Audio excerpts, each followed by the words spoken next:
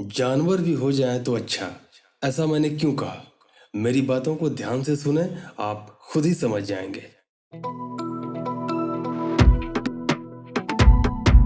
कोई शक नहीं कि इंसान प्रकृति द्वारा बनाए गए जीवों में सबसे बुद्धिमान है और इसी कारण वह खुद को मानव और अन्य जीवों को पशु पक्षी या जानवर की श्रेणी में रखता है। खुद को जानवर कहलाना पसंद भी नहीं करता है। तभी तो व्यक्ति यदि कोई गलती करता है तो अक्सर उसे यह सुनने को मिलता है कि जानवर हो क्या, मतलब तुच्छ श्रेणी के जीव हो क्या तुम। मगर सच तो यह है कि जानवरों में इतने सारे गुण हैं जिन्हें यदि हम अपने जीवन में उतार लें तो जीवन सफर की मुश्किलें निश्चय ही आसान हो जाएंगी। सबसे पहले बात करते हैं वफादारी की, जिसकी सीख हमें कुत्तों से मिलती है। कुत्ते नहीं देखते कि उनके मालिक, उनके ओनर की हैसियत क्या है, उनका रूप रंग क्या है। उन्हें तो बस अपने मालिक के प्यार स्नेह से मतलब होता है। बदले में पूरी ईमानदारी से वे भी अपना स्नेह लुटाते हैं, उनकी सुरक्षा में पूरी तरह तत्पर रहते हैं। आज की सेल्फिश दुनिया में ऐसे व्यवहार की कितनी ज़रूरत है, आप खुद ही अनुमान लगा सकते हैं।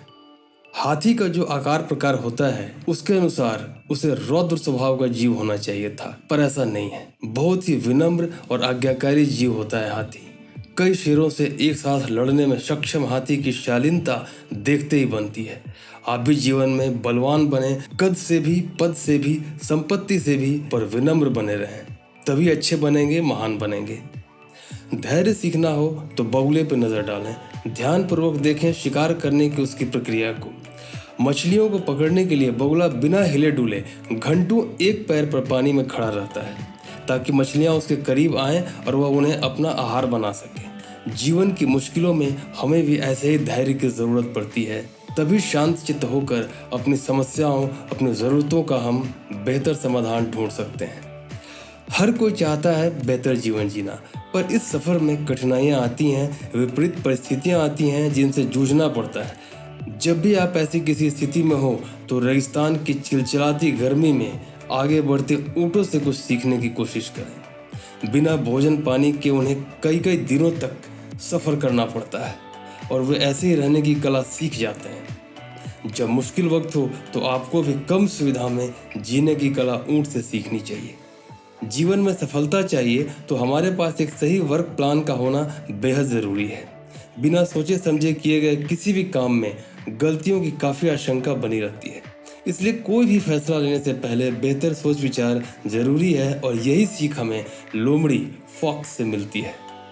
शिकार के लिए यानी काम के लिए किस समय निकलना है, दुश्मनों से किस तरह बच कर रहना है, अपना अहित ना हो इसके लिए कितनी सावधानी बरतनी है, रिस्क लेना है या नहीं, ऐसे तमाम सवालों के जवाब आपको लोमड़ी के क्रियाकलापों से मिल जाएंगे। छोटी चींटियां भी हमें बहुत कुछ सिखा जाती हैं। आप ध्यान से देखेंगे तो समझ जाएंगे कि चींटियों से मेहनती इस दुनिया में शायद ही कोई जीव हो। थकान नाम की चीज़ उनके व्यवहार में कहीं होती ही नहीं है। खुद से कई गुना अधिक वजन उठाकर भी वे दिन रात काम करती नजर आती हैं, गिरती हैं, गिरकर संभलती हैं, पर रुकती नहीं हैं। क्या जीवन में सफलता के लिए आपको ऐसी मेहनत की ज़रूरत नहीं है? बिल्कुल है। तो चींटियों से सीखें कि मेहनत कैसे की जाती है। शेर को जंगल का राजा कहा जाता है। वह ताकतवर होता है और कभी न डरने वाली उसकी खास मनोवृत्ति होती है। अपनी इसी मनोवृत्ति एटीट्यूड के कारण शेर जिसका चाहे उसका बेझिझक शिकार करता है।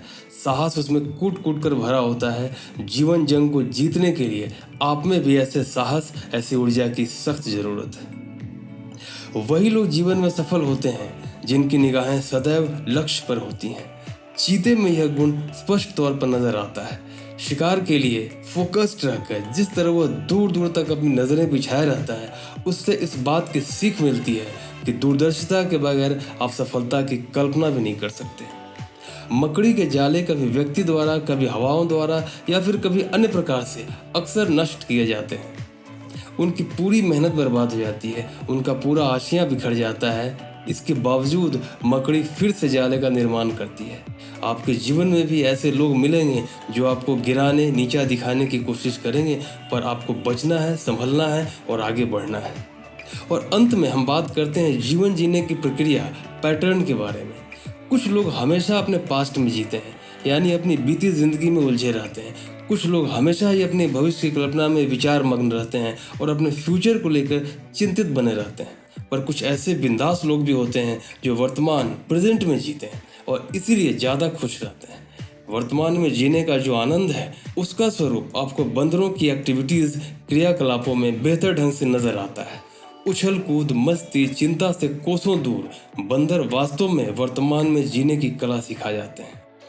भूत और भविष्य के चक्कर में आप वर्तमान के बेहतर पल कहीं गंवा न दें, इस बात का जरूर ध्यान रखें और इसकी सीख आप बंदरों से लें।